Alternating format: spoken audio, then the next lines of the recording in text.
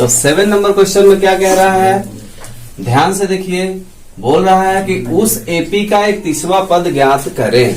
ठीक है, एकदम सीधे सीधे बोल दिया है कि 31वां पद ज्ञात कीजिए। यानी कि क्या ज्ञात करना होगा, ए 31।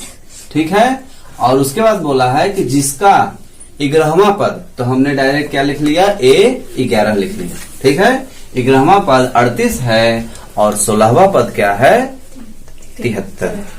क्लियर है। तो आपको ज्ञात क्या करना है, ए 31। ठीक है, ए 31 आपको ज्ञात करना है। तो अब ए 31 के लिए सूत्र क्या बनता है, ए प्लस 30D बनता है ना, ए प्लस 30D। तो मेरे पास न ए है और ना ही डी है। ठीक है, न मेरे पास ए है और ना ही मेरे पास डी है। तो हमको पहले ए और फिर डी पता करना होगा। किसी भी क्वेश्चन में आप ध्यान रखें, कुछ दिया रहता है और कुछ हमसे पूछता है, और जो हमसे पूछता है उसको जब हम निकालने जाएं तो उसमें जो जरूरी चीज है उसको वो हमारे पास होना चाहिए। लेकिन यहाँ न ए है न डी है, तो हमारा ध्यान किस पे होगा, ए पे और डी पे। यानी कि ए और डी भी आपको क्या करना है, निकालना है। तो रास्ते क्या है आपके पास, ए 11 बराबर 38 लिखा है, तो क्या हम ए 11 बराबर 38 और ए 11 के जगह पर ए 10D बराबर 38 लिख सकते हैं क्या? क्योंकि ए 11 का ये सूत्र होता है, इसके जगह पे आप इसे लिख सकते हैं। तो ध्यान से देखेंगे तो ये एक समीकरण बनता हुआ दिख रहा है, तो इसको बता दीजिए समीकरण फर्स्ट। आगे देखिए, ए 16 बराबर है ना 73 लिखा हुआ है, तो ए 16 के जगह पे ए प्लस 17D लिख सकते हैं क्या?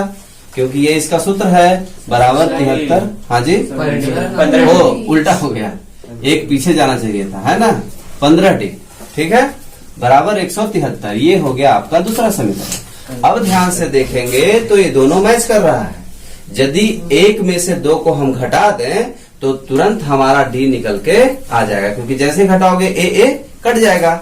तो आप इसको यहां लेके आइए। ठीक है ना, ये फर्स्ट वाला आ गया सेकंड के नीचे, और यहां बोल दीजिए कि सेकंड में से हम फर्स्ट को क्या कर रहे हैं, घटा रहे हैं, है ना। तो यहां लिख भी सकते हैं कि समीकरण सेकंड में से फर्स्ट को घटाने पर, या ऐसे साइड में आप समझा सकते हैं शॉर्टकट में। ठीक है, अब घटाने जा रहे हो तो नीचे का चिन्ह क्या होगा, बदलेगा। नीचे का चिन्ह क्या हो जाएगा, बदल जाएगा। तो अब बदलेंगे तो ये प्लस में है तो ये क्या हो जाएगा, माइनस में। ये प्लस में है तो क्या हो जाएगा, माइनस में। ये प्लस में है तो क्या हो जाएगा, माइनस में। क्लियर है यहाँ तक? प्लस माइनस क्या होता है, माइनस। प्लस माइनस क्या होता है, माइनस।